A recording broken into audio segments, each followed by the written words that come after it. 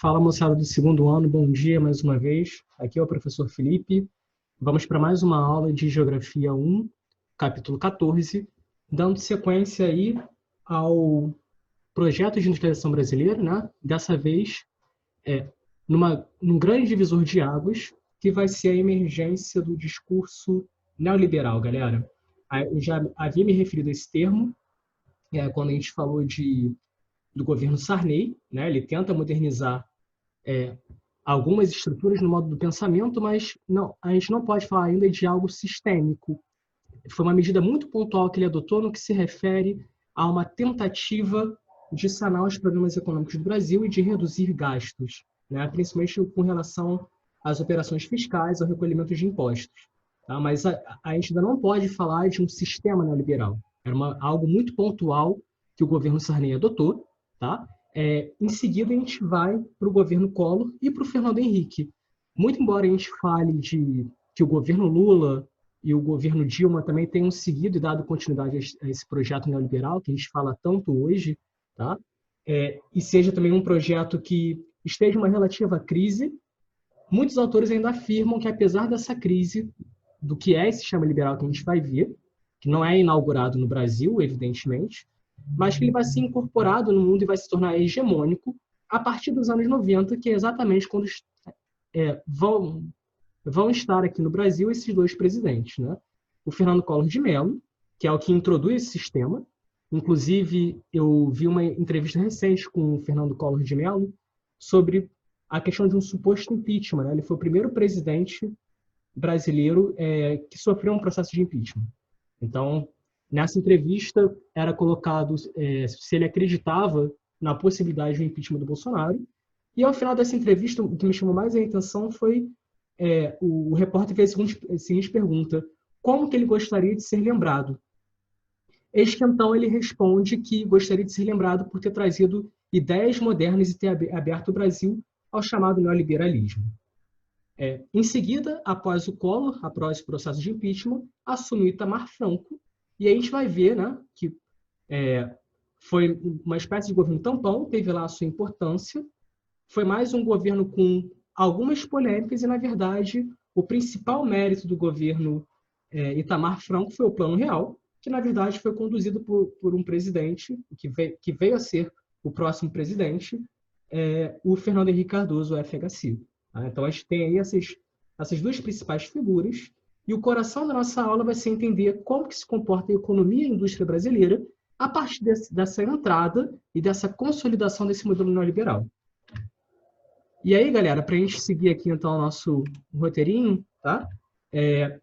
Aqui só para a gente ver, então, os principais aspectos da nossa aula, o coração da nossa aula, que é mais importante, é entender exatamente essa entrada do neoliberalismo com Collor e como que no governo Fernando Henrique Cardoso vai haver uma transformação da economia brasileira seguindo os padrões que existem no mundo. Então, a partir desse momento, a gente vai ter uma grande mudança estrutural no pensamento, em como se vai passar a gerir a economia, de uma economia que era caracterizada pela ampla presença do Estado, por aquele modelo de indústria chamado de substitutivo de importações, e a gente vai passar por um modelo que agora vai tentar não mais ter a condução tão forte do Estado e não mais ser uma indústria tão voltada para ela própria, o Brasil isolado do mundo. A perspectiva agora é de uma integração competitiva na globalização. A década de 90 é a década em que mais se fala de globalização. Então, a produção brasileira está de olho no mercado internacional, as indústrias nacionais precisam se modernizar de novos equipamentos e ela precisa também atrair multinacionais. E o governo não tinha mais essa capacidade. Então, a gente vai ver que há uma radical mudança no que se refere aos modelos de industrialização. Então, o nosso principal desafio aqui é entender como que chega ao Brasil essa transição de um protagonismo do Estado. Esse Estado perde cada vez mais sua capacidade de gerir a economia, a população está desconfiada com relação aos planos econômicos, está descrente, e a imagem vai se passar de que o Estado ele é ineficiente. Essa vai ser a chave mestra desse discurso neoliberal, em que a bola da economia vai ser passada da iniciativa estatal para a iniciativa privada. A gente vai sair de um estado de proteção social, de bem-estar social, para uma ideia de que a economia resolve tudo. Então, os principais dilemas eles não estão no campo do político, eles estão no campo das questões econômicas e técnicas, tá? Essa que vai ser a imagem. Então, qual vai ser o nosso roteiro, galera? Primeiro, a gente vai ver o que é esse neoliberalismo, da onde ele surge como ideia e quais são as suas primeiras práticas, tá? No sentido de que o neoliberalismo periférico da América Latina, por exemplo, ele vai ser uma resposta dado pelo chamado Consenso de Washington, que a gente também vai falar aí no nosso segundo ponto, tá? Que vai ser uma política voltada para o mundo subdesenvolvido, em especial para a América Latina, que ficou meio que esquecida e atrasada com o fim da Guerra Fria. Não é isso? No momento de Guerra Fria havia uma ameaça com relação a possíveis golpes de esquerda ou revoluções de esquerda, melhor dizendo, e os norte-americanos tinham interesse maior em investimento. A partir do momento que esse perigo passa, a América Latina meio que fica esquecida. Tá? Então, o Estado perde sua capacidade, a gente tem falado sobre as crises, a década perdida, o que ela foi, falamos da marcha forçada e como que esse paradigma de um Estado interventor ele não tem mais conseguido ser feito para dinamizar essa economia. Beleza? Então, primeiro a gente fala de onde surgem essas experiências nas ideias e nas práticas neoliberais, as suas origens e seus caminhos, tá? Em seguida, falamos sobre esse consenso de Washington e como que o neoliberalismo se torna hegemônico. E aí, galera, o que é ser hegemônico? Não é só ser predominante, tá? Não é ser somente o sistema que domina nas relações entre o mundo e o mundo que está cada vez mais aberto às trocas, com um sistema de comunicação e transporte muito veloz, em que a economia é caracterizada por uma interdependência generalizada. Se eu falo de China e Estados Unidos hoje, as duas maiores economias do mundo, eu posso dizer para vocês, e os especialistas são categóricos ao afirmar isso, que a China é o maior credor da dívida americana. Então, a gente sabe que no setor financeiro, os gastos do Estado eles são transformados em títulos, esses títulos são vendidos através de bancos, e há investidores interessados em comprar e fazer negócio com essa dívida. Tá? E eles conseguem um certo recurso com base em juros que são oferecidos. Então, a China é o maior credor dos norte-americanos. E se a China falisse, por exemplo, isso significaria uma crise mundial. Então, a economia globalizada ela é caracterizada por essa interdependência. E desde o final dos anos 80 e início dos anos 90, esse mundo tem se tornado cada vez mais interdependente. Há aquela questão de uma divisão internacional do trabalho, em que cada país se especializa em um ramo da economia. Então, isso tudo vai ser colocado nesse sentido de maior integração global. E o Brasil ainda estava muito pouco inserido. Em termos de mercadorias, a gente quase não via mercadorias importadas. Isso falando já no governo Collor, no início dos anos 90. Eu lembro que eu tinha até meus 5, 6 anos, era muito raro, por exemplo, as pessoas terem telefone celular. A indústria brasileira era atrasada, esses produtos geralmente vinham de fora e eram pessoas muito ricas ou que viajavam, que era algo muito caro ainda também, que conseguiam ter esses aparelhos. E aí, em algum momento nos anos 90, meados, segunda metade da década de 90, começa a aparecer uma série de jogos eletrônicos, de videogames. Eu via muitos chicletes importados, balas. Isso gera um certo fascínio, uma perspectiva por parte da população de confiança, de estar pertencendo a esse mercado global. E aí, galera, que a gente vai falar então de como que essa mudança se processa. A partir do governo Collor, então há uma introdução desse germe neoliberal, é o iniciozinho desse neoliberalismo, e em seguida a gente fala do governo Fernando Henrique, tá? Que vai ser o modelo mais bem acabado de consolidação no Brasil desse neoliberalismo. Se a gente fala mais para frente de governo Lula e governo Dilma, até o governo que estamos agora, Temer, depois Bolsonaro, nós não tivemos grandes mudanças sistêmicas. O que nós tivemos foi sim uma tentativa de aumentar o consumo e ter uma maior sensibilidade com relação a algumas demandas sociais, principalmente no que se refere a consumo. Daí, o Bolsa Família, por exemplo, foi o principal programa dos governos petistas, né? O Bolsa Família e o programa Fome Zero, assim que o Lula assume.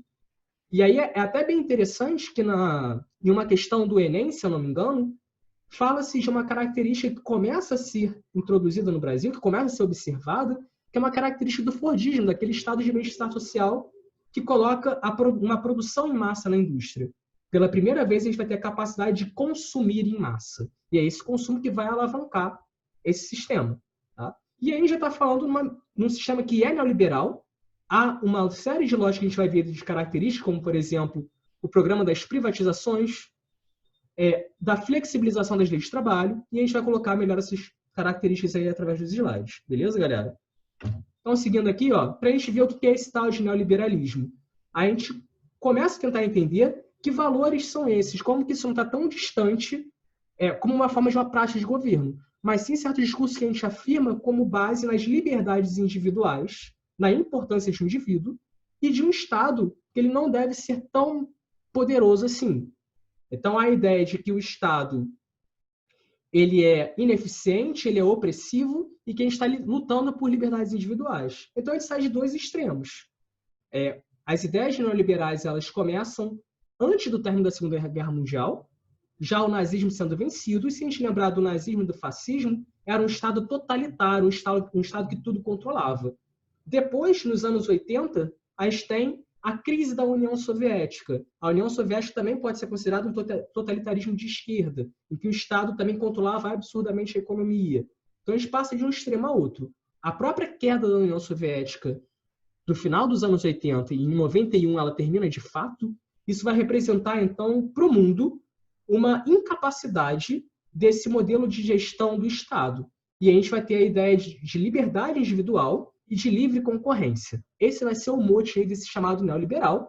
Lembrando que a ideologia liberal, chamado liberalismo clássico, só como uma curiosidade mesmo, não tem tempo de a gente adentrar mais nesse assunto, surge lá no século XVIII com o capitalismo industrial, em que se colocava também em questão questionar, né, a ideia de um Estado autoritário do absolutismo monárquico, de um rei monarca que controlava a economia. Beleza? Então, a gente vai ter uma outra conjuntura econômica, um outro período histórico muito diverso, mas em que certas ideias são retomadas. Tá? Assim como a gente fala de uma cultura neoclássica, por exemplo, que vai beber em fontes do passado, na antiguidade clássica greco-romana, e faz uma arte pensando de inspiração aqui no momento passado, se a gente fala do neoliberal, esse prefixo neo indica novo, então são as ideias de liberdade, principalmente individuais, atualizadas, colocadas no ponteiro certo do relógio para esse momento que a gente está vivendo. Tá? E aí o Harvey diz o seguinte, como que a gente consegue compreender no nosso dia a dia esse neoliberalismo. Tá? E ele fala assim, acompanha aí comigo, nenhum modo de pensamento se torna dominante sem propor um aparato conceitual que mobilize nossas sensações e nossos instintos, nossos valores e nossos desejos, assim como as possibilidades inerentes ao mundo social que habitamos. Se bem sucedido, esse aparato conceitual se incorpora a tal ponto ao senso comum que passa a ser tido por certo e livre de questionamento. Então, todo mundo passa a aceitar o neoliberalismo, é isso que o Harvey vai estar falando. E é por isso que ele é hegemônico. Tem um outro autor chamado Giovanni Arrighi, que é um economista italiano, já falecido, que ele fala que a ideia de hegemonia é uma liderança moral e intelectual. Galera, o que é uma liderança moral? A gente receber exatamente de modo inquestionado, como o Harvey está falando, o que é bom e o que é mal. Então, se a gente tem países que deram certo, como os Estados Unidos, como os países centrais que passam a adotar esse neoliberalismo, a imagem é o seguinte, se é bom para os Estados Unidos, se é bom para a França, é bom para o mundo, logo, essas práticas são boas para o Brasil. Tá? Então, pensando em economia, o que é bom e o que é ruim? E a gente tem que o Estado passa a ser um símbolo de algo extremamente ineficiente e negativo, e a iniciativa de privado como sendo um bem supremo. E a liderança intelectual? É no campo das ideias, o que está sendo produzido. E essas ideias passam a ser muito bem aceitas no mundo da economia. Então, se a gente tem uma certa ideia de que algumas ciências têm um perfil mais de esquerda, mais de questionamentos, se a gente fala para a economia, há muito, de modo hegemônico, essa doutrina chamada de neoliberal. Tá?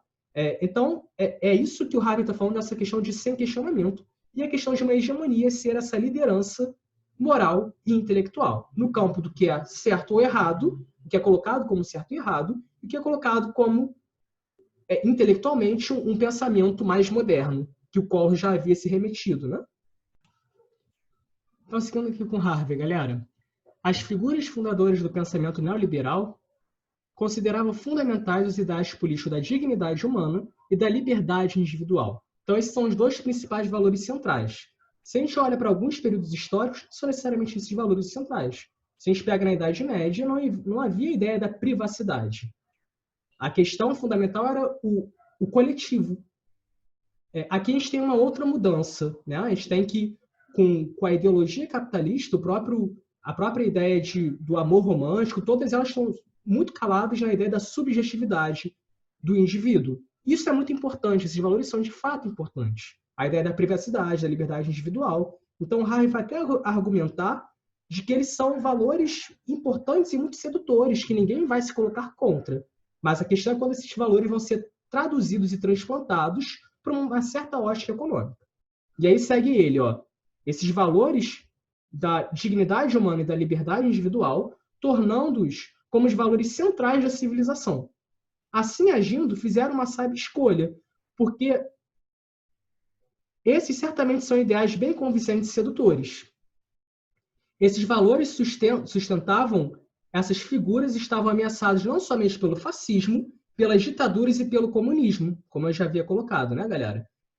Mas também por todas as formas de intervenção do Estado que substituíssem os julgamentos de indivíduos dotados de livre escolha por juízos coletivos. Os conceitos de dignidade e liberdade individual são, por si mesmo, profundamente valiosos e comoventes. Foram esses ideais que conferiram vigor aos movimentos dissidentes do leste europeu e da União Soviética antes do final da Guerra Fria. Então, ele está falando aí do processo de transição econômica de um comunismo para o capitalismo, e também da União Soviética no final da Guerra Fria, assim como os estudantes da Praça Tiananmen na China. Então, ele está falando aí do massacre também da Praça da Paz Celestial, foi um outro movimento também nesse intuito de buscar as liberdades individuais. Tá? E aí, seguindo aqui, galera, a gente vai pegar uma outra citação do Harvey, dessa vez mais curta, em que ele diz o seguinte aqui, ó. Falando sobre essas práticas econômicas, então, a privatização, a ideia de vender a um grupo de empresas, a um grupo de privados, um patrimônio que era do Estado, porque o Estado não consegue mais arcar com os custos, vê a ideia de que o Estado é pouco eficiente, de que é um centro de corrupção, não é isso? Então, ele vai dizer o seguinte aqui nesse momento. Afirma-se que a privatização e a desregulação combinadas com a competição eliminariam os entraves burocráticos, aumentam a eficiência e a produtividade, melhoram a qualidade de vida, reduzem os custos, tanto os custos diretos ao consumidor, graças a mercadorias e serviços mais baratos, como indiretamente, mediante a redução da carga de impostos. Então, a gente vai ver aí já como que essas ideias estão sendo colocadas na economia e quais são os valores que elas trazem. E aí, galera, começando a passar do mundo das ideias para o mundo das práticas, a gente tem o seguinte. Como pensamento, eu disse para vocês que já no ano de 44, essa ideia do liberalismo surge em contraposição às experiências totalitárias fascista e nazista. E essa ideia vem através de um economista suíço, que é o Friedrich Hayek. E aí, em 44, ele escreve esse livro chamado O Caminho da Servidão. E um outro grande fundador desse modelo neoliberal, no pensamento, vai ser o Milton Friedman, um economista americano que vai fundar a chamada Escola de Chicago na economia. E a gente tem que, até no caso do Chile, que foi o primeiro país do mundo a pôr em prática essas ideias do neoliberalismo, tem a ver com um processo iniciado entre os anos 50 e 60, em que uma série de estudantes chilenos vão estudar a economia em Chicago. E ao retornarem, com o golpe de 11 de setembro de 73, pelo Augusto Pinochet, no Chile, vai haver a introdução dessas práticas neoliberais. Então, a gente pode dizer que o Chile, no ano de 73, vai ser meio que um laboratório ou um teste de ferro para saber se dá certo mesmo esse sistema, do Estado ser mais ausente. Então, a primeira experiência neoliberal, na prática, vai ser o Chile. Então, o Chile é um laboratório neoliberal. Tá? Então, ó, no campo da prática, como eu falei, introduzido pelo Chile no ano de 73, vai haver esse suporte técnico de estudantes que vão lá aprender economia nessa escala de Chicago, neoliberal, e aí vai começar a ver essa ideia de privatizações. Se a gente pega o sistema educacional no Chile hoje, por exemplo, as universidades, todas elas são privadas. Grandes setores de economia foram privatizados, exceto um, aquele que daria como garantia os investimentos, que é o principal setor da economia chilena, que é o setor do cobre. Então, o setor de mineração no Chile foi o único preservado. E aí o Harvey faz até uma comparação histórica com o que acontece em 2003 no Iraque.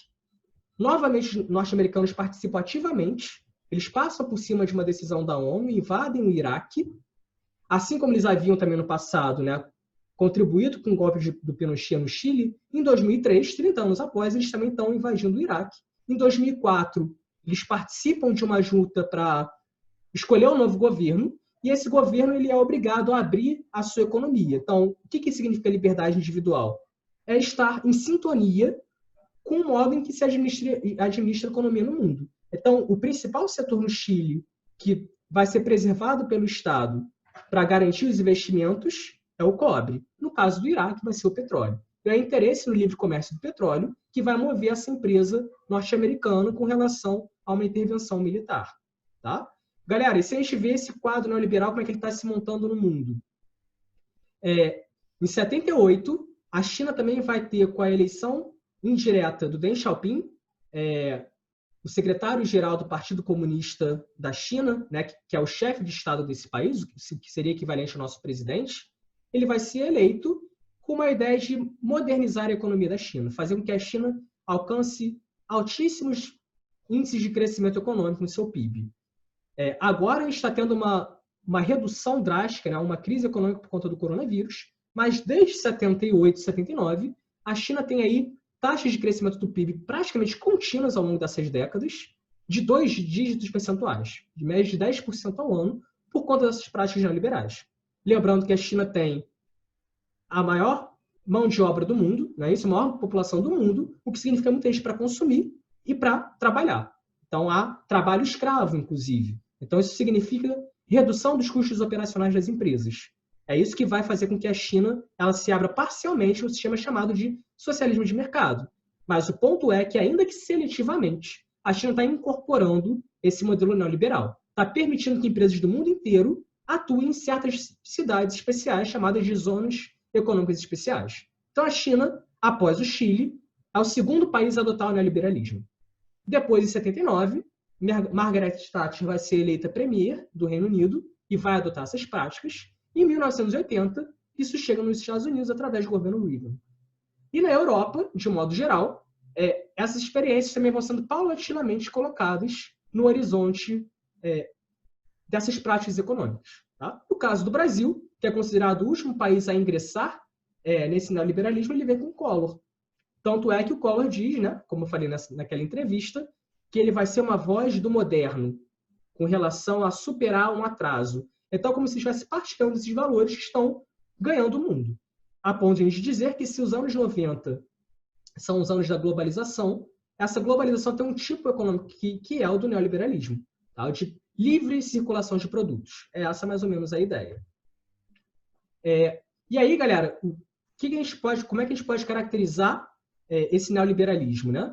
Primeiro, então, que o Estado ele seria um grande inimigo. O Estado ele é muito grande, ele é ineficiente, ele é corrupto, menos capacitado e não é tecnicamente habilitado ou capacitado para entender as mudanças e as necessidades econômicas. Tá? Então, é como se o Estado não compreendesse que a economia mudou. E quem entendesse disso de fato seriam as empresas que estariam ali no dia a dia atuando nessa competição. Segundo ponto, o Estado se baseia em interesses políticos, enquanto que o mercado é neutro e justo. Ele vai premiar os mais aptos e punir os menos aptos. E aí a gente tem dois valores centrais para o nosso mundo, que é a meritocracia e o individualismo. Qual é a ideia que passa a ser construída, galera? Que o Estado protege os mais fracos. E aí a gente começa uma certa lógica de não tentar compreender certos mecanismos de proteção. Aquela proteção do estado de bem-estar social. Tá? Então, a meritocracia ela seria justa se todos nós tivéssemos a mesma oportunidade. O que não é o caso. Em países com profundas desigualdades sociais como o Brasil, essa lógica neoliberal vai se mostrar muito trágica. Nos países centrais que têm maior capacidade de competição, ele pode até acontecer. Mas pensa no que vai acontecer com indústrias brasileiras, por exemplo, que não têm o mesmo patamar tecnológico com relação às multinacionais. Então, isso vai ser algo muito problemático para a economia brasileira. Algumas indústrias mais poderosas, que têm mais capital acumulado, até conseguem se modernizar. A gente vai ver que no governo Fernando Henrique, com a estabilização da moeda, elas conseguem comprar os equipamentos que a gente não conseguiu. O Brasil consegue, em alguma medida, se inserir economicamente nessa globalização, sobretudo por conta do Plano Real do Fernando Henrique, que vai garantir essa estabilidade monetária, mas principalmente nos anos Lula, quando a gente tem esse aumento do consumo e esse crescimento brutal do PIB. Tá? Mas isso vai ser algo de décadas aí de construção. Terceiro ponto, a competição, ou seja, a livre concorrência entre várias empresas, ela é colocada como se fosse uma arena neutra, que tudo se resolve pelos campos econômicos, o Estado não precisa interferir. Tá? Essa que é a ideia. O Estado ele tem que ser mínimo. Mas o Estado ele vai legitimar certas coisas, né, galera? Como, por exemplo, a ideia da segurança do dinheiro, de que ele não é um dinheiro falsificado. Então, nós temos símbolos nacionais ali. A questão da segurança. O Estado ele vai, em certos documentos, garantir a veracidade daquelas questões. O Estado vai ser responsável pela política monetária. Então, o Estado ele não pode ser totalmente ausente. Mas a ideia é de que ele interfira o mínimo possível. Então, não existe economia sem Estado. Tá? Porque quem dá a legitimidade ao dinheiro e a veracidade a ele é exatamente esse Estado. Essa ideia de coletividade. É o que faz com que esse dinheiro tenha alguma garantia. Tá? Então, a competição, essa concorrência na economia, ela é entendida como uma arena neutra, onde todos poderiam competir. Então, a gente tem muito essa ideia hoje do empreendedorismo, de ninguém mais trabalhar para ninguém, todos sermos patrão, na verdade, patrões. Reduzindo o número de empregados, é mais ou menos essa a ideia. De modo que o triunfo individual, a empresa que domina o mercado, é também um sucesso coletivo. Então, se algumas empresas interessam a elas produzirem melhores produtos, porque assim elas vendem mais. Então, a lógica é essa. O Adam Smith já diz isso lá no passado. O bem individual leva ao bem coletivo. Quarto ponto, galera. Os desvios éticos, ambientais ou de outras naturezas por parte dessas empresas afetariam suas imagens, fazendo com que o boicote a elas as tirassem dessa arena do mercado. E isso justifica um outro valor que é fundamental nesse Estado neoliberal, que é a desregulamentação. O entendimento que o excesso de regras, de prazos, de licença ambiental, de relações de trabalho, de salário mínimo, de jornadas de trabalho muito bem definidas, a ideia de que isso dificulta a própria geração de empregos. Então, alguns neoliberais vão até ser contrários à ideia do salário mínimo, porque eles falam o seguinte, o Estado, como ele é ineficiente, ele não entende tudo de economia, ele não sabe dos custos que eu tenho com relação à minha produção e por que eu preciso pagar um salário um pouco menor para o meu trabalhador. Então, na verdade, é como se a gente vai chegar até na reforma trabalhista que o Temer propôs há pouco tempo, em 2016, tá? Ou 17, se eu não me engano, a ideia de que aquilo que estava em lei é menor do acordado entre as partes. É como se o Estado não estivesse mais interferindo na relação entre capital, investimento, empresas e trabalho. Então, vai haver aquela ideia que é o seguinte, o acordado vale mais que o legislado. Tá? Então, vai haver essa ideia também de tentar tirar o Estado de mecanismos de regulação e de controle. E o último ponto que a gente vê nesse slide, se os indivíduos são livres para escolher o que consomem, quanto mais marcas ou tipos de um mesmo bem, seja ele cadernos, carros, serviços de acesso à internet, será que isso mostra que nós somos mais livres? Então, esse é outro ponto também, né? No passado, tudo bem, havia monopólios que poderiam praticar preços extremamente elevados. Mas e será que eu tenho agora 20 marcas diferentes para produzir roupas e que eu posso comprar roupas? Será que eu sou menos livre do que em outro país onde há 200 empresas que fornecem essa mesma mercadoria? Então, essa questão de saber qual é a melhor escolha, isso gera uma dificuldade muito maior. A gente acaba se perdendo nesse excesso de informações. Então, não necessariamente isso vai levar a uma escolha mais acertada, tá, galera? São as críticas a esse modelo neoliberal. E aí as características gerais do neoliberalismo, como eu falei. Estado mínimo, tá? A ideia é de que o Estado não é mais o protagonista, ele é um mero coadjuvante na economia, e ele vai garantir crédito, por exemplo, empréstimo, ele vai ser uma espécie de rede de segurança para os momentos de dificuldade. Então, a gente vai ter que, no momento em que a economia vai bem, o Estado está ausente. E aí, os trabalhadores vão perder com menores salários, tá? Porque o trabalho também é uma mercadoria disponível no mercado. Então, se há muita gente necessitando de trabalho, o seu valor diminui e o Estado não pode interferir. Então, quando a gente tem os lucros, eles são privatizados. Mas quando tem uma empresa que passa por uma dificuldade econômica, o Estado faz o quê? Dá crédito. O maior exemplo disso é o que aconteceu em 2008 na crise dos Estados Unidos. Em um único ano, galera, no ano de 2008, o governo norte-americano, que é um símbolo do neoliberalismo, ele vai investir mais do que ele investiu em 40 ou 50 anos em todo o mundo subdesenvolvido. Então, como é que pode a gente falar que o Estado deve estar ausente da economia, mas quando as empresas precisam dele, ele vai lá e injeta dinheiro? E esse dinheiro deveria sim ser injetado por quê? Para preservar empregos. Tá? Então, essa ideia ela vai ser bem criticada também com relação ao Estado mínimo, mas é um valor do neoliberalismo. Quando a gente fala de neoliberalismo, uma das características é Estado mínimo e, em seguida, para ele se tornar cada vez menor, ele não pode ser mais empresário, ele vai ser apenas gestor. E aí, daí a ideia de privatização, que a gente já falou, então. Então, dois pilares, duas características centrais do neoliberalismo, Estado mínimo e privatizações. Tá? Outro ponto aí, galera, já falei sobre ele, né? Que o Estado ele serve de suporte, como se fosse uma rede de segurança.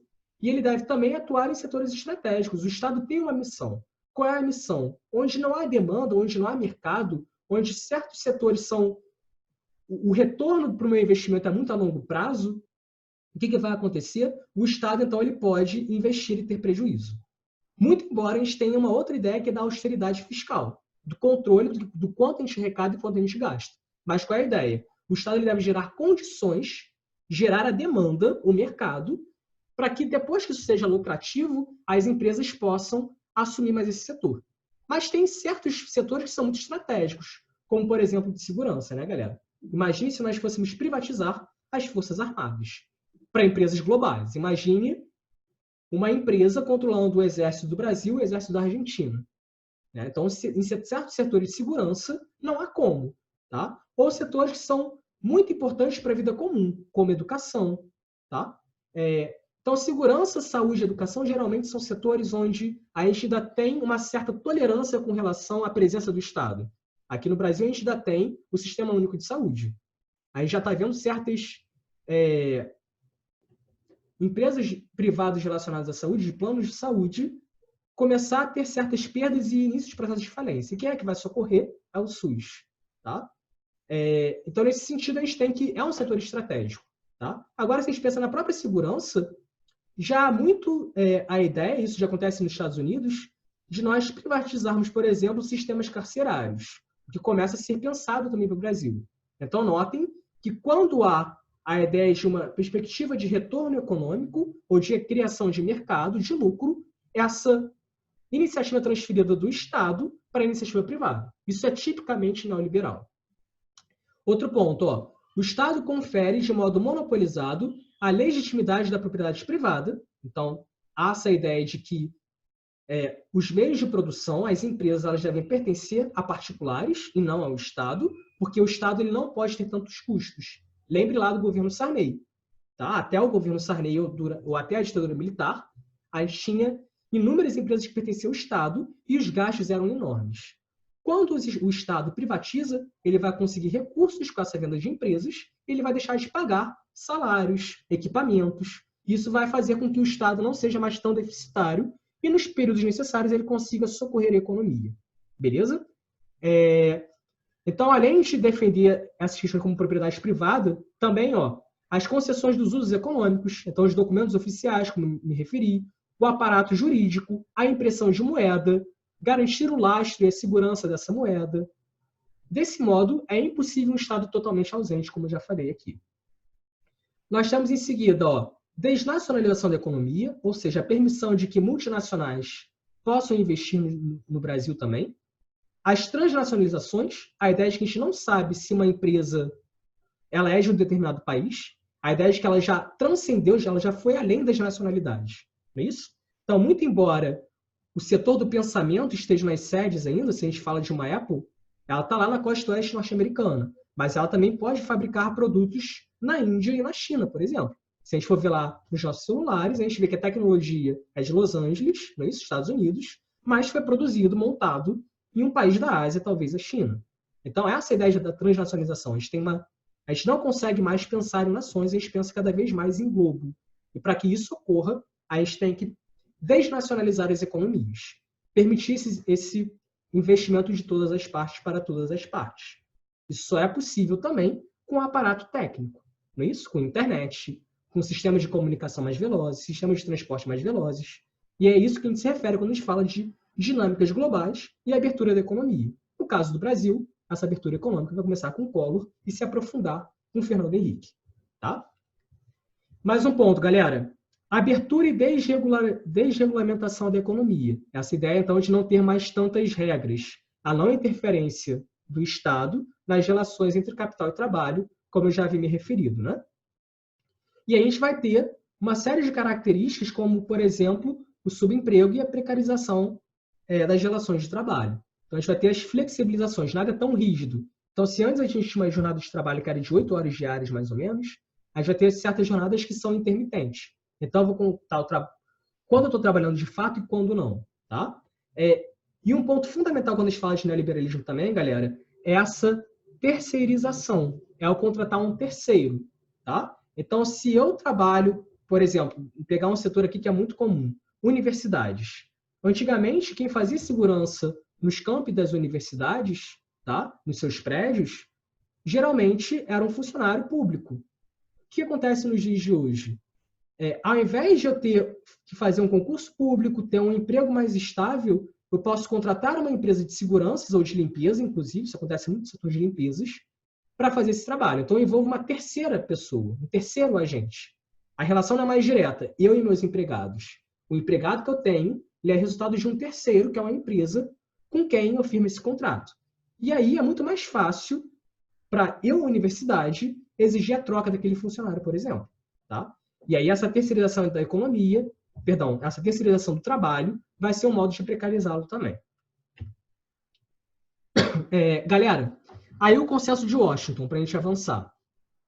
E as 10 regras de ouro, tá? Que definem esse neoliberalismo. Como eu falei, o neoliberalismo, a final dos anos 80, ele já estava nos países centrais, e a partir desse consenso de Washington vai ser uma espécie de cartilha para a América Latina, sobretudo, para ela superar aquela crise econômica que existia no Brasil e a gente estava estudando. Não existe só no Brasil essa crise, é praticamente generalizada na América Latina. Tá? Então vai ser uma cartilha receituária para salvar essa economia dos países subdesenvolvidos. Tá? Entendido esses países como sendo um corpo doente, e por isso que a gente deve dar uma receita, medicar, né, para que esses países consigam recuperar a sua produtividade econômica. Então, primeiro de tudo, é a chamada disciplina fiscal. Ou seja, eu tenho que arrecadar mais através de impostos e gastar menos. E aí que eu vou ter o quê? Corte de alguns gastos que, na verdade, são investimentos. Por exemplo, em saúde, em educação. E a ideia é de que o máximo que eu puder passar para a iniciativa privada, eu passo para que eu não tenha esses gastos.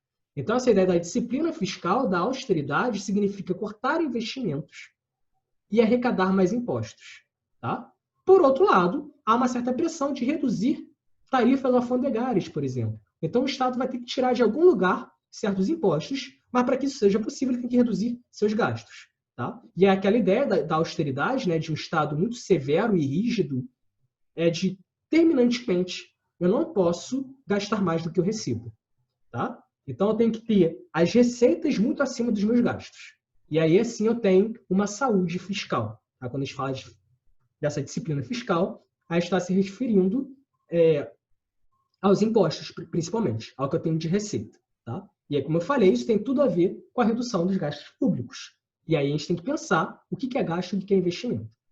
Será que é gasto eu investir na educação e depois eu ter uma tecnologia própria? Se eu investo em universidades, em pesquisa, porque comprar isso de fora é muito mais caro.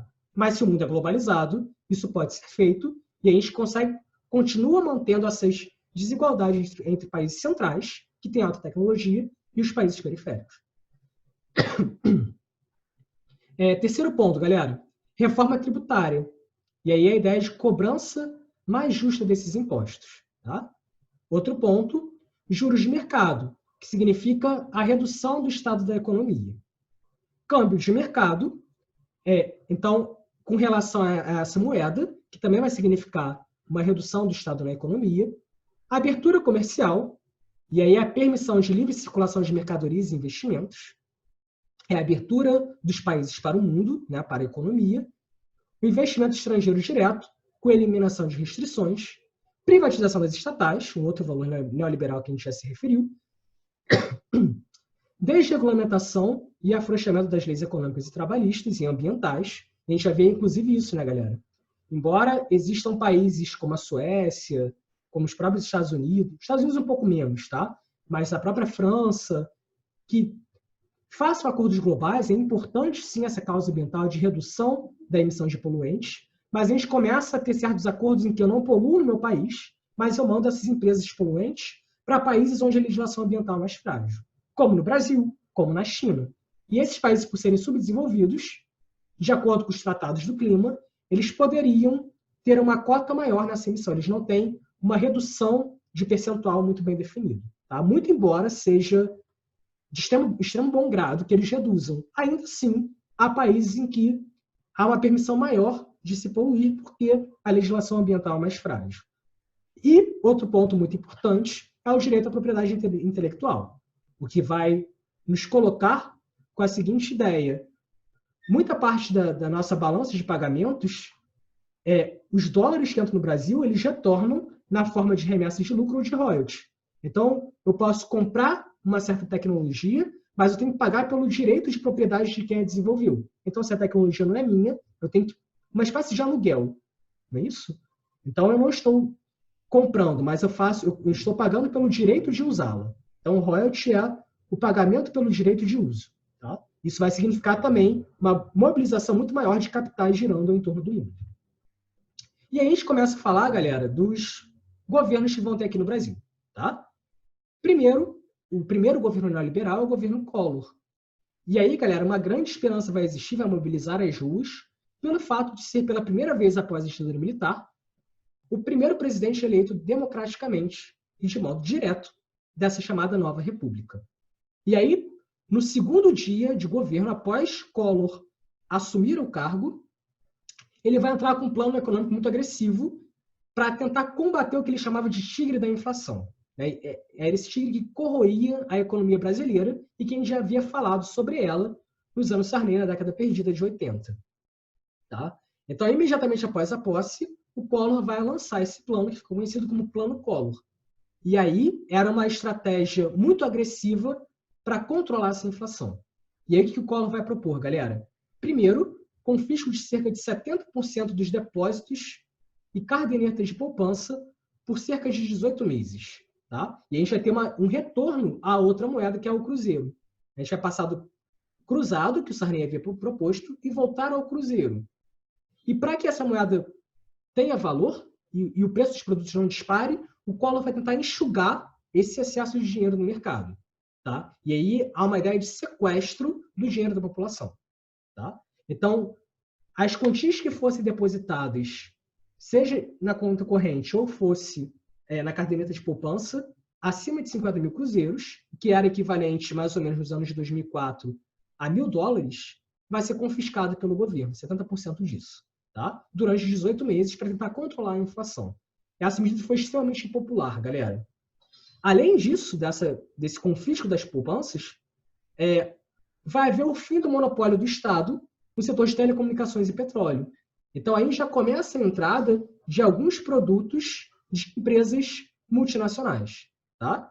E aí, em seguida, ele vai abrir também a economia. Privatização e redução das alíquotas de importação. Ou seja, das tarifas alfandegárias. É quando começam a entrar os primeiros celulares e eletrônicos no Brasil a um preço um pouco mais acessível por conta dessa redução da carga de impostos. E aí ele vai tentar propor também temporariamente o congelamento de preços e salários. E aí, galera, essa questão do confisco vai ser entendida pela população como uma espécie de roubo também. Porque a inflação ainda era alta, o Collor consegue, no primeiro ano, controlar e diminuir bastante essa inflação, mas depois ela explode de novo. Então, essa medida não surte efeito. E aí, nesse sentido, segundo cálculos de alguns economistas, a perda da inflação que o Estado não vai retribuir, né, não vai reajustar quando for devolver esse dinheiro, que seria também por 18 meses, tá? Em 18 parcelas, essa perda chegaria a 40%. Então, o poder de compra do brasileiro reduziu 40% em relação a quando o confisco foi operado. Tá? E aí, um outro ponto que é importante, vai haver a modernização do parque industrial. Vai começar esse processo de uma importação de certos equipamentos. Só que, por outro lado, quando a gente abre a nossa economia para o mercado externo, lembra que eu falei lá da China? que ela tem uma população muito grande, com baixos salários. A China é altamente competitiva. Tem uma moeda muito desvalorizada, o que favorece a exportação. E aí a gente vai ter com isso, tanto pela introdução das máquinas, quanto pela competição com empresas globais, tá? A gente está ampliando o nosso mercado para muito mais agentes, a gente vai ter o desemprego estrutural e, por conta da quebra das falências, mais desemprego. O desemprego estrutural, para que vocês não esqueçam, é aquele que representa a substituição do trabalho humano pelo trabalho da máquina. E aí, galera, a gente, fechando o Collor, então, ele adota certas medidas que são muito impopulares, principalmente o confisco da poupança. Vai haver um escândalo de corrupção com relação ao tesoureiro de sua campanha, que é o PC Farias, o Paulo César Faria. E aí vai haver a abertura de um processo de impeachment.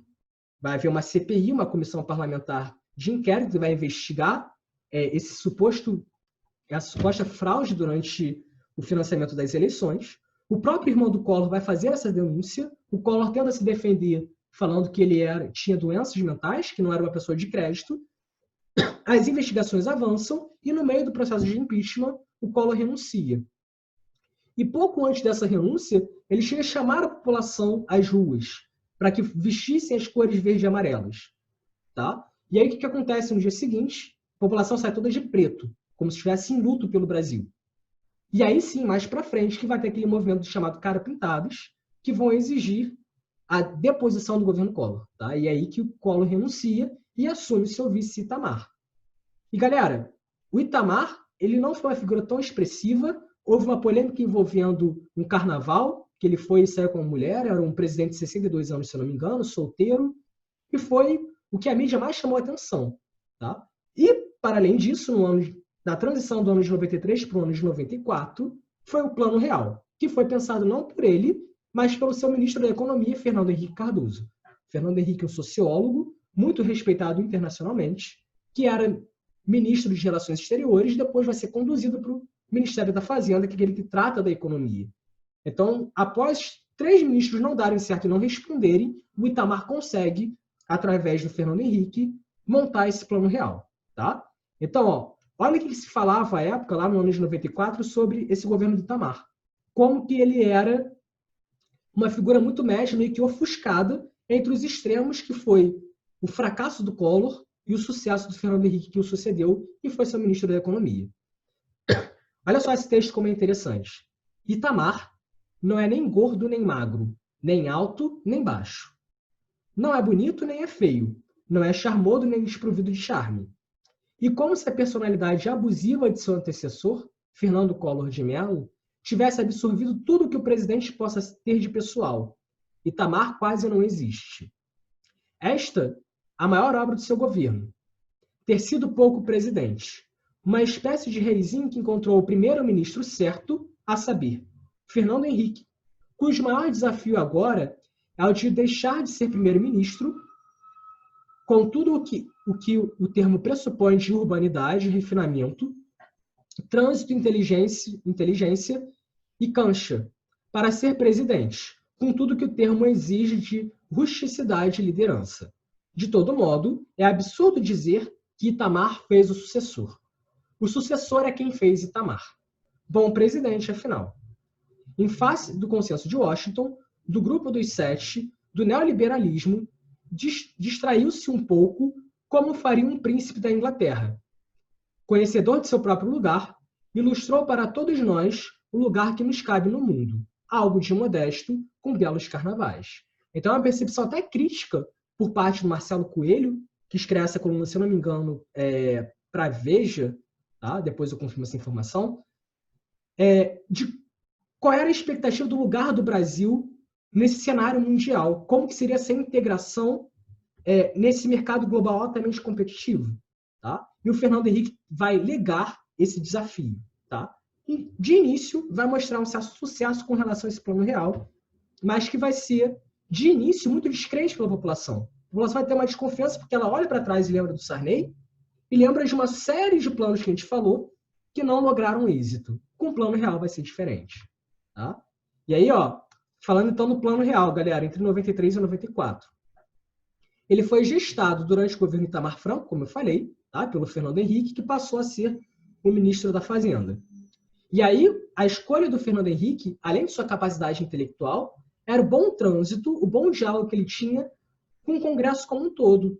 Então, é uma articulação política para esse plano poder ser aprovado no Legislativo, uma vez que não depende só do Executivo propor algo. Isso ele tem que ser acolhido pelo Legislativo. Aí, de início, galera, optou-se pelo corte de 3 zeros da moeda, mais 3 zeros, somando com mais 3 que o Sarney tinha feito, já são 6 zeros. Galera, isso é muito corte, isso significa uma perda muito grande de valor da moeda.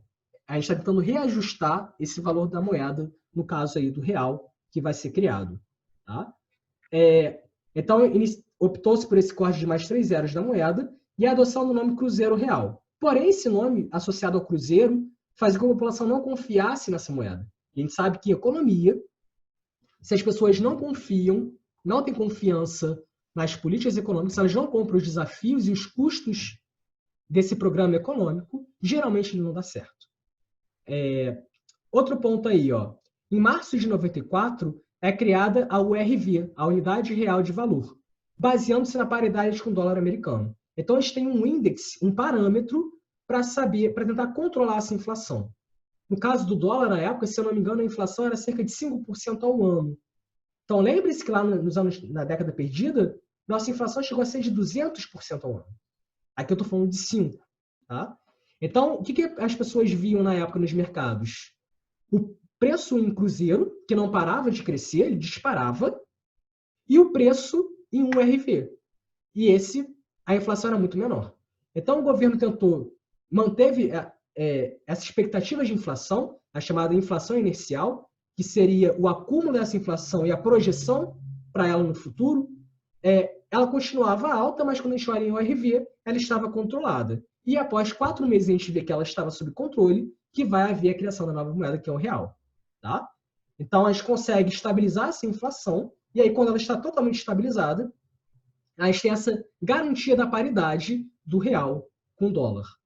Então, R$1 vale $1, e que valia, à época, cerca de 2.750 cruzeiros. Galera, o que acontece? Nenhuma política econômica desse tamanho, dessa monta, vai significar vantagem para todo mundo. Ela exige alguns sacrifícios. Um dos setores mais afetados foi o setor bancário, o setor financeiro, tá? Por conta dessa paridade e da redução dos juros. O setor de exportação, os produtores agropecuários. Já expliquei como que a valorização da moeda ela dificulta a exportação. Tá? E, por outro lado, os setores favorecidos. Os funcionários públicos também vão ser outro setor prejudicado, na medida em que a gente não vai ter ganho real e aumento de salário desse funcionalismo público. Tá? Então, vai haver certos setores que vão se prejudicar. Mas, de um modo geral, a sociedade brasileira vai ser beneficiada com moeda mais forte. E aí que a gente consegue consumir esses produtos importados. Tá? Vai haver uma segurança maior com relação a essa economia. Pensando no setor bancário, galera, eu lembro que quando eu era pequeno, meu avô fazia uma caderneta de poupança para mim. Exatamente no período de transição aí entre Collor, Itamar e Fernando Henrique. E aí eu lembro que alguns bancos, como o Banerj, Bamerindos, eles vieram à falência por conta disso. E como que o dinheiro que era depositado todo mês, meu avô mostrava o extrato, eu lembro que eu não entendia muito bem, ainda era o cruzeiro, a moeda, foi pouco antes da implementação desse plano real, como que o número era muito grande, mas depois daquilo, o dinheiro não valia mais nada. Assim, eu lembro que depois meu avô me deu alguns presentes, mas a ideia seria que continuasse aquela minha poupança, mas por conta dessa instabilidade monetária toda, esse dinheiro foi praticamente corroído e perdido pela inflação. E a partir do plano real, a gente vê uma mudança nesse sentido. A gente começa a ter uma estabilidade monetária que é muito importante. Então, o maior mérito do governo Fernando Henrique, a partir do final do governo do Itamar, foi essa estabilidade do plano real. Aliás, foi esse programa ter sido tão bem sucedido que o elegeu. Um outro ponto que o Collor já havia falado é o ajuste fiscal, o controle das contas. E aí, como é que a gente tem esse controle? Privatizando, cortando impostos e revendo, fazendo aquela reforma tributária. Tá? O sucesso do plano significou um incremento de cerca de 25% do poder aquisitivo à população de baixa renda. Então, galera, o salário mínimo, uma moeda que agora é muito mais poderosa, muito mais forte, faz com que a gente tenha aí 1/4 do poder de compra da população. Então, esse plano ele vai ser extremamente popular. Tá? E aí, galera, isso vai ser tão bem sucedido que o real ele chega até a ter um valor superior ao dólar. 70 centavos de dólar passa a valer... Aliás, 70 centavos do real passa a valer $1, mais ou menos, em 94. Por que isso, galera? Por conta dos investidores. Tá? Então, a gente sempre precisa da moeda forte, o governo ele precisa ter uma reserva em dólar. Então, por uma obrigação, o investidor que quer aplicar seu dinheiro em bolsa de valores, ele precisa fazer a aplicação em real. Então, ele tem o dólar pelas transações comerciais, mas ele precisa comprar o real. Então, o que acontece? Essa população está injetando muito dólar e o governo está reservando esse dólar e o real está sendo muito procurado. Se há uma procura muito grande pelo real, ele se valoriza. E é isso que vai explicar essa supervalorização do real no início de sua implementação. Mais uma característica, a ampliação do consumo sustentou o crescimento da produção industrial. E com isso, mais empregos, né, galera? Aquele círculo virtuoso da economia. Se a população tem 1/4 do seu poder de compra aumentado, ela vai consumir mais. E com isso, a gente precisa produzir mais. Para produzir mais, precisamos empregar mais pessoas. Mais pessoas empregadas, isso alavanca o consumo novamente. E a gente entra nesse círculo chamado de virtuoso. O êxito incontestável da estabilidade monetária, a moeda, então, vai ser muito forte nesse momento, garantiu ao presidente enorme popularidade e capital político, ou seja, importância, e como ele já era conhecido e tinha esse trânsito no Congresso, para aprovar, inclusive, a emenda constitucional da sua reeleição. Então, o primeiro mandato do governo Fernando Henrique Cardoso, galera, que seria de 5 anos, não é isso? Os mandatos eram de 5 anos, mas ele coloca uma mudança de lei para valer a partir dele, em que se permite a reeleição. Isso teve um custo político enorme. Ele convencer os deputados, e a gente sabe que tem aqui, muitas vezes é criticado do fisiologismo, né, dessa questão de nas trocas políticas, oferecer um cargo em troca de votos. Tá? Então, costurar essas políticas e aprovar essa emenda constitucional, essa emenda na lei para permitir a reeleição, exigiu um capital político muito grande de Fernando Henrique. E como a popularidade dele era muito alta, e o Fernando Henrique dizem, né, que ele é muito vaidoso, ele acreditava que somente ele poderia dar continuidade às mudanças necessárias. Ele não confiava nem mesmo no seu partido. Ele acreditava que a população brasileira teria que elegê-lo novamente como presidente. E é isso que acontece. Ele é o primeiro presidente reeleito. Tá? Mas, para isso, o correto, né, seria essa medida da reeleição valer para o próximo. Mas ele coloca valendo para ele próprio. Tá? E aí que a gente entra no segundo governo Fernando Henrique. E aí a gente tem a questão das privatizações, que a gente já se referiu. Que, por um lado, ela obtém êxito. Se a gente pensa, por exemplo, no setor de telefonia, galera, os pais de vocês, eu lembro um pouco disso. O meu pai, por exemplo, teve que tirar dinheiro da poupança para poder comprar uma linha telefônica. Então, a Telerge, né, que era a empresa do Rio de Janeiro que administrava a estrutura telefônica, as linhas e expansão de linhas, ela não tinha linha suficiente para todos os cidadãos, para todo mundo que precisava. Então, as linhas telefônicas eram praticamente do valor de um carro. E você não tinha, mesmo dando dinheiro, era difícil de conseguir. No nosso caso, a gente conseguiu porque uma vizinha se mudou e a gente comprou a linha dela. Tá? Então, o serviço era muito ruim, as ligações caíam toda hora, o preço era muito caro.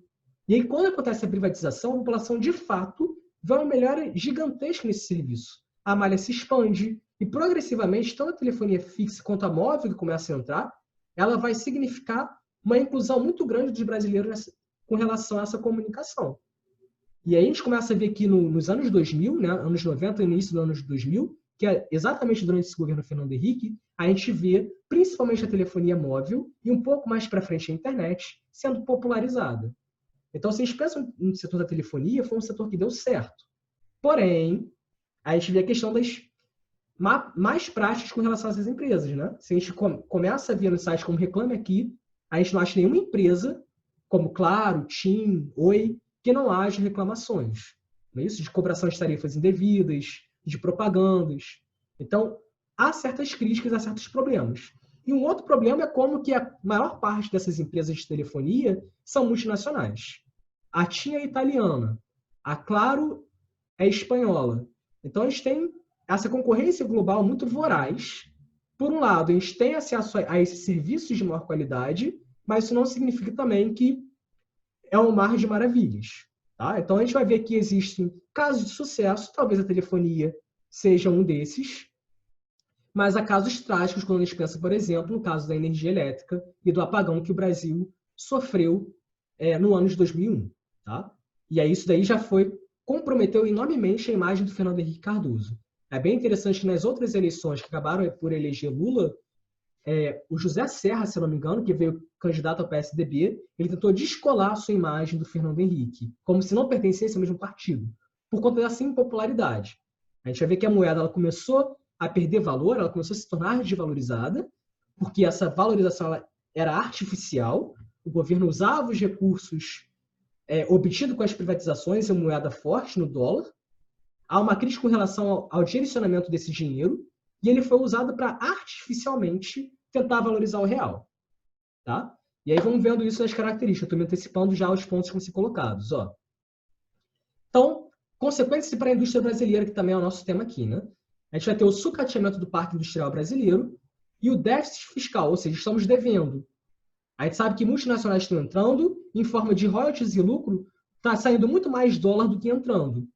E aí, se a gente não consegue também arrecadar tantos impostos, mesmo que a gente corte gastos sociais, a gente continua fechando no vermelho. Tá? Então, esse sucateamento do parque industrial e o déficit fiscal, eles são meio que uma justificativa para a gente privatizar as estatais. Tá? Então, a gente fala, o funcionário público é um acomodado, começa esses discursos, né? Que eles são acomodados, que o Estado é ineficiente, que a tecnologia é atrasada, que não tem lucro. E aí, qual é a solução? Privatizar. A gente deixa de ter gasto e, ao privatizar, a gente começa a arrecadar esse dinheiro. E aí, a principal crítica vai ser o destino dado a esses recursos, essa receita da privatização. Tá? E aí, qual vai ser o início, galera? O primeiro setor é o de energia. Sobretudo, siderurgia.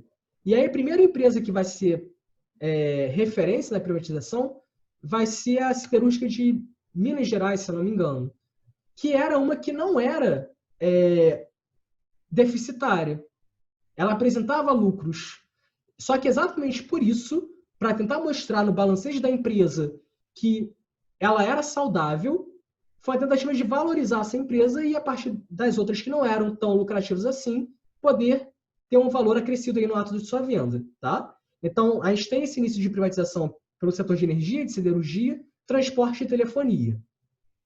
A infraestrutura, né, os equipamentos, a rede de cabeamento, fibra ótica, todos aqueles meios necessários para essas empresas foram transferidos para a iniciativa privada e há uma crítica de que não foi corretamente avaliada essa infraestrutura.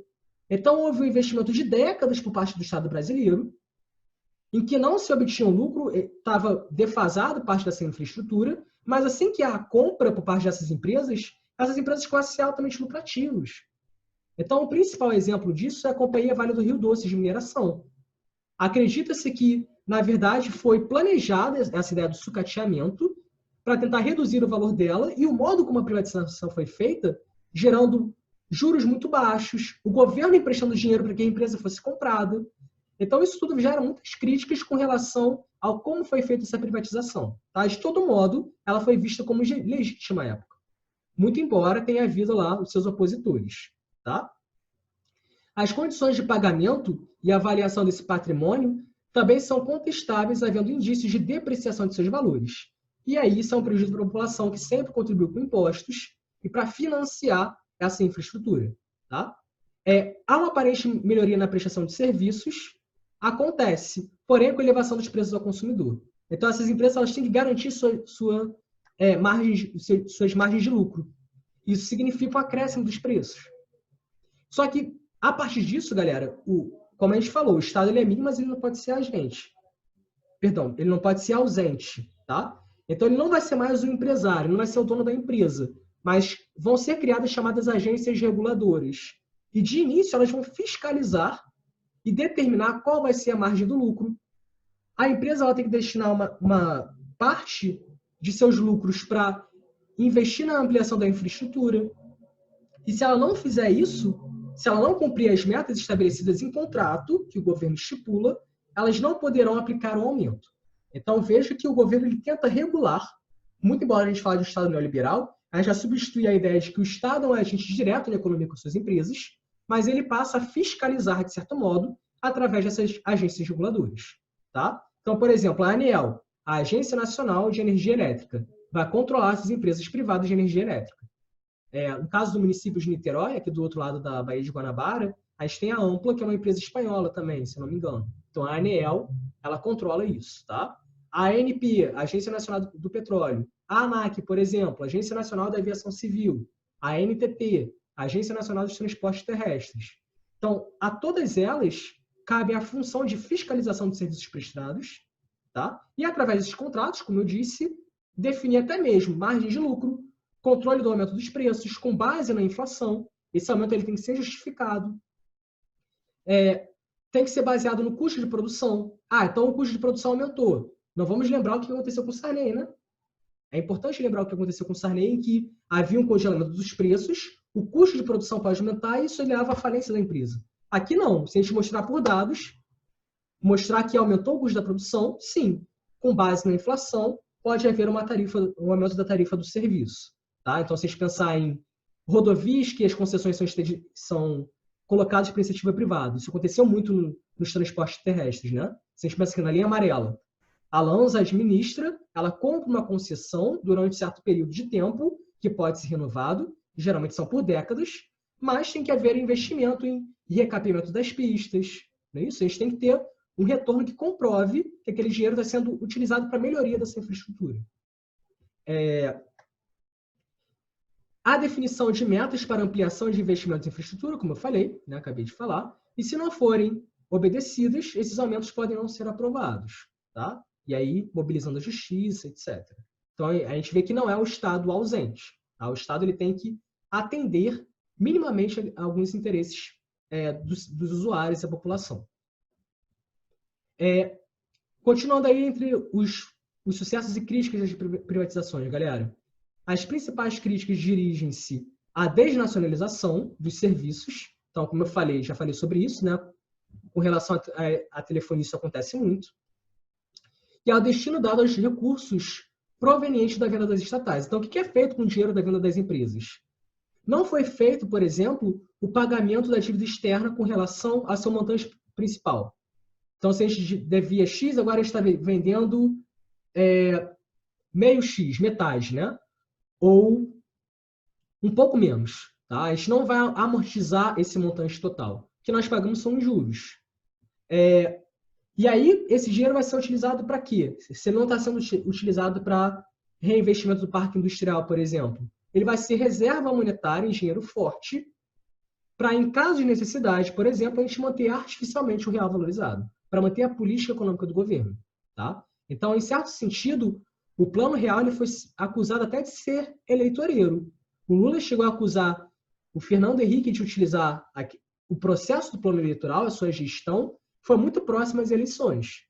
Então, de fato, galera, houve uso político, mas a gente não deve criminalizar isso também, né? Surtiu efeito, foi importante essa política de estabilização monetária, mas, de fato, a popularidade do Fernando Henrique vem daí e ele foi reeleito também por conta do sucesso desse plano real, à custa disso, né?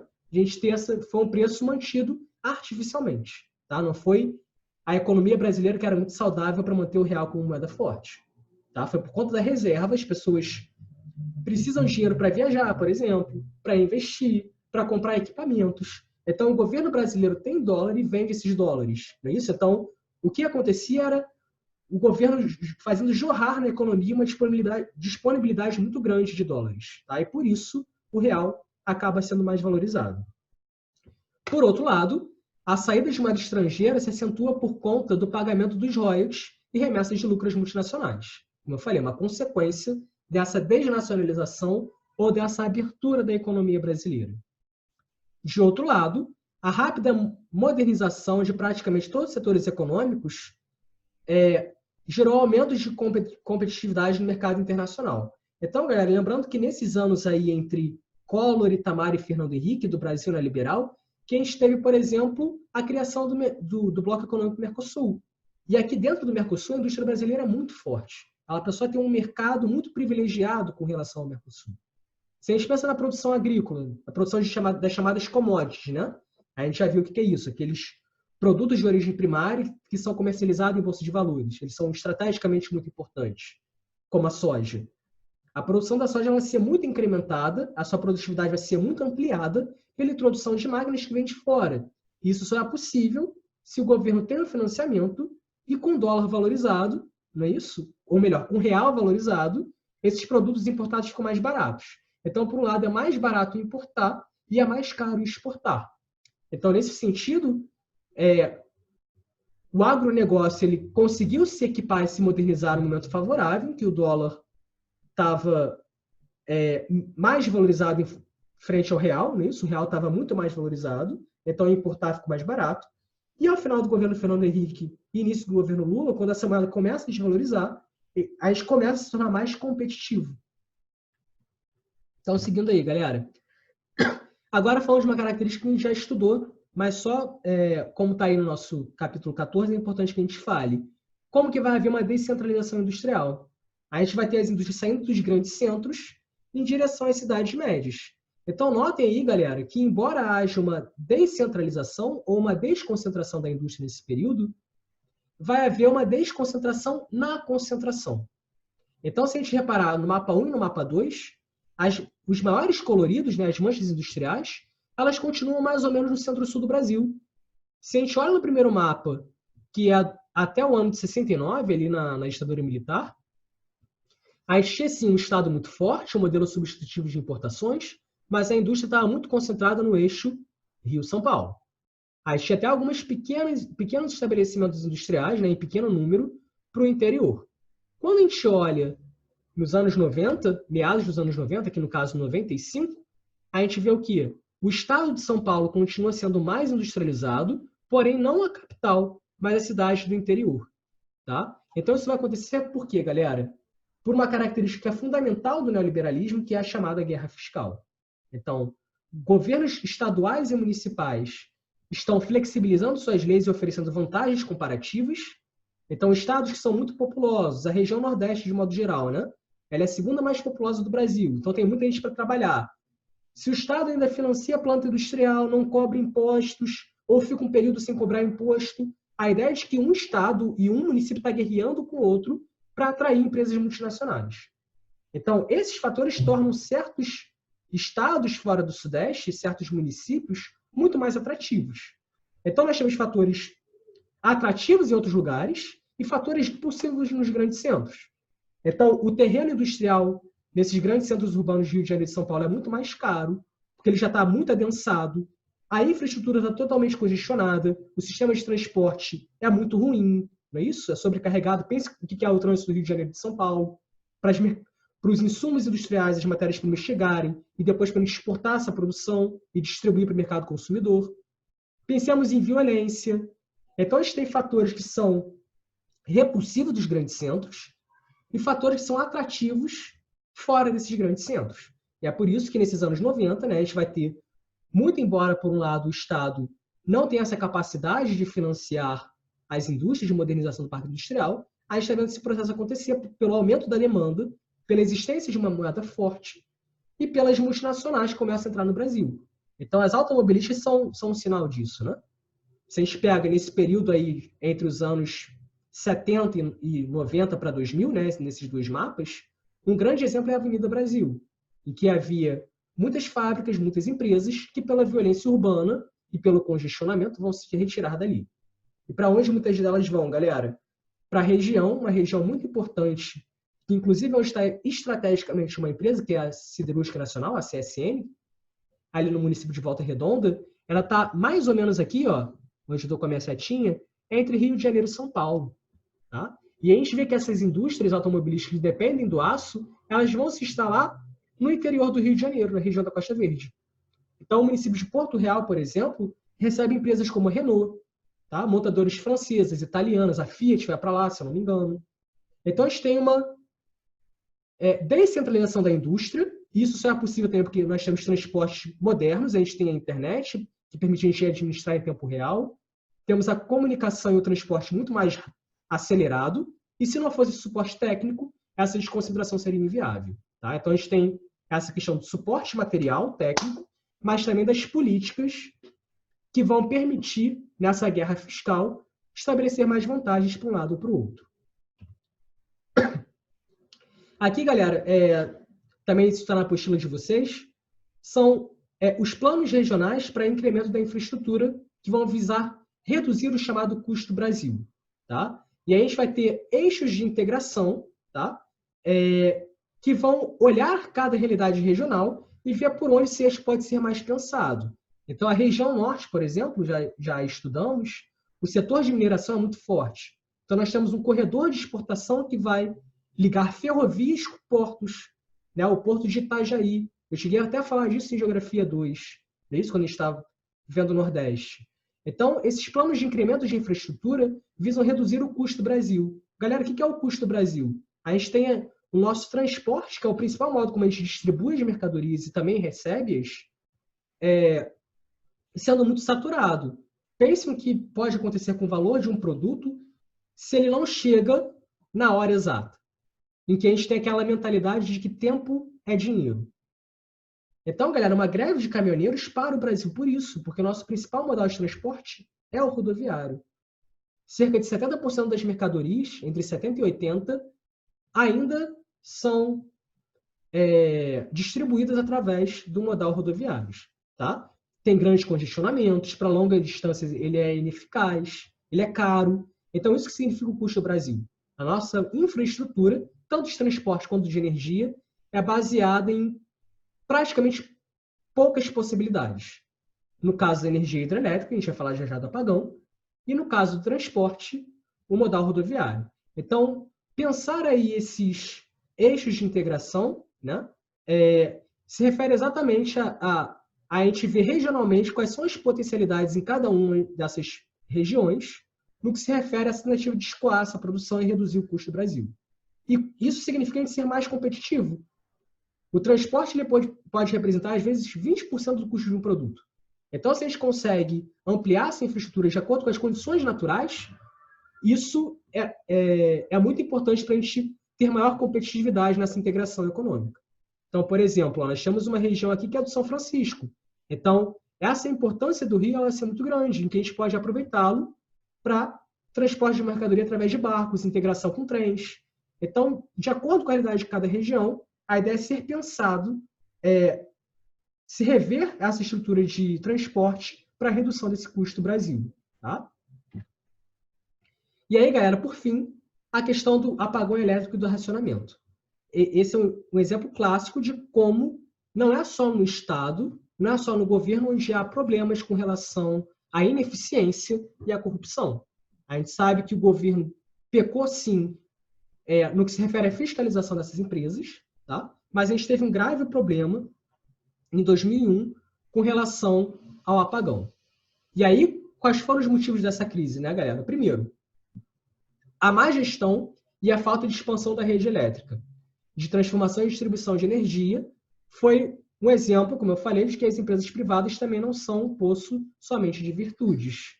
E aí, qual é o grande problema, galera? Primeiro, como eu falei, cerca de 70%...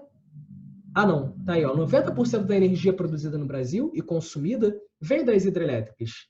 Então, a gente é muito refém dos rios que são abastecidos por chuvas. Isso significa que se houver um período de uma anomalia climática, né, de uma redução circunstancial de chuvas, isso faz com que o índice dos reservatórios diminua e a gente não tenha da onde, de modo hábil, conseguir responder essa falta de energia. Então, nesse sentido, galera, a gente ficou refém de um único modo de ter energia, de produzir, né, de geração, na verdade, de energia elétrica, ou de conversão, de transformação, seria o mais correto a ser dito. E qual é o grande problema da energia elétrica, galera? Que ela é transmitida, a gente não consegue tanto armazenar. Hoje em dia a gente tem sim celulares de baterias que duram um pouco mais de tempo. A gente armazena a energia em bateria, mas sempre a gente tem uma perda muito grande de energia quando ela é estocada. Então a gente precisa, na verdade, expandir a rede para poder transmitir para as áreas que precisam de consumo imediato. Então, a gente está consumindo ao mesmo tempo que a gente produz, é mais ou menos isso, né? As redes de transmissão. E aí a gente tinha duas regiões que são mais ou menos isoladas. A gente tinha uma grande usina hidrelétrica de Tucuruí, que está lá no rio Xingu, na região norte. Região norte que, por sua vez, não tem um consumo tão grande de energia elétrica. A maior parte do consumo está no centro-sul do Brasil e um pouco no nordeste. Mas ela não tinha integração com o restante da infraestrutura nacional e não podia, então, desviar essa energia que sobrava de um lado e pode ser desperdiçada, né? Ela não consegue ser estocada, como eu falei, e ela não consegue, pela falta de eixos de transmissão, chegar às áreas que mais demandam por energia. Tá? Então, ó, como eu falei, os baixos índices pluviométricos ou de chuva ocasionaram uma redução dos reservatórios. E a matriz hidrelétrica era responsável por mais de 90% do total de energia que a gente consome. E aí, galera, começou um projeto, né? Começou o risco de apagão, algumas cidades realmente ficaram no escuro, e a gente teve que racionar a energia elétrica. A gente teve que reduzir em 20% o consumo baseado na média dos últimos 6 meses. Então, eu lembro de como a gente viveu isso aqui em casa. E eu lembro sempre meu pai reclamando que quem sempre economizou ia ter uma dificuldade muito maior. Então, eu lembro que até o meu primo ele chegava a deixar a televisão ligada o dia inteiro, ventilador, porque isso era uma estratégia. Para a gente, nesses 6 meses de referência, ter o consumo lá no alto e depois ser fácil atingir essa meta de 20%. Agora, se a gente já consome pouco, como é que a gente vai reduzir? E aí começou uma propaganda muito forte da mídia para a gente trocar aquela lâmpada incandescente, que tem um filamento, que esquenta muito mais e consome muito mais energia, pelas chamadas lâmpadas fluorescentes ou lâmpadas frias, como modo de tentar reduzir esse consumo de energia. Né? Então, foi algo muito dolorido pela população brasileira. Bom, seguindo aí, galera. Então, essa falta de linha de transmissão, como eu falei, que integre e unifique todo o território nacional, foi uma das principais dificuldades. E, galera, um outro ponto importante também é que o consumo doméstico residencial ele é o menor em termos proporcionais. Né? O setor que mais consome energia elétrica é o setor industrial, o setor de transporte, comunicação, até mesmo em algum caso, alguns maquinários agrícolas. Tá? Então, a atividade que menos consome, o uso que menos consome energia é o residencial. Ainda assim, essa pequena diferença, né, de 20%, no consumo doméstico essa diferença é muito pequena, mas foi muito necessária essa redução nesse racionamento. Tá? Então, outro ponto aí, ó, a solução para a crise passou por priorizar as alternativas, notadamente as termoelétricas. Galera, termoelétrica é aquela usina que produz energia elétrica a partir da queima de um combustível. Esse combustível pode ser o gás natural. No caso da usina de Angra 1 e Angra 2, que é uma nuclear, a fissão do urânio produz muito calor, e esse calor, essa energia em calor, aquece uma caldeira, movimenta um vapor de água, e esse vapor de água que movimenta a turbina. Então, as termoelétricas elas sempre queimam algum combustível. No caso da nuclear, é através da fissão do urânio que também gera um grande aquecimento e vai produzir esse vapor d'água. Tá? Então, a gente começou a pensar, a partir desse momento, fontes alternativas. Começou também a se falar, nesse momento, de energia solar, de energia eólica, como modo de se obter, no fim, a energia elétrica.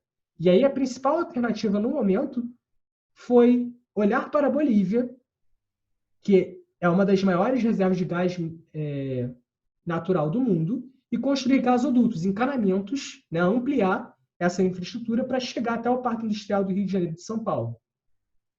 E aí é até interessante que no governo Lula, no ano de 2006, a gente vai ter um conflito geopolítico que vai ser conduzido de modo razoavelmente positivo com relação à nacionalização das instalações da Petrobras que foram instaladas na Bolívia para produzir, né, para explorar esse gás natural do petróleo, que lá no início de 2001 havia sido feita como modo de contornar essa crise do apagão aqui no Brasil. Além disso, galera, o setor canavieiro também vai ser mobilizado, né? Porque a gente pode usar o bagaço da cana como combustível e produzir energia elétrica também. Assim como as usinas de Angra 1 e Angra 2, como eu já me referi, as usinas nucleares.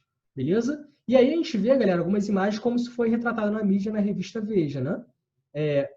Meio que chamando atenção para essa grave crise e fazendo crítica ao governo também. E nesse momento que a popularidade do Fernando Henrique começa a ser muito afetada. Então, aí nessa manchete, ó, prepare-se, o racionamento vai infernizar a sua vida, de desacelerar a economia e pode devastar a imagem do governo. Isso acaba acontecendo, tá? Galera, então é isso. Fechamos o capítulo 14. Bom dia para vocês e até a próxima.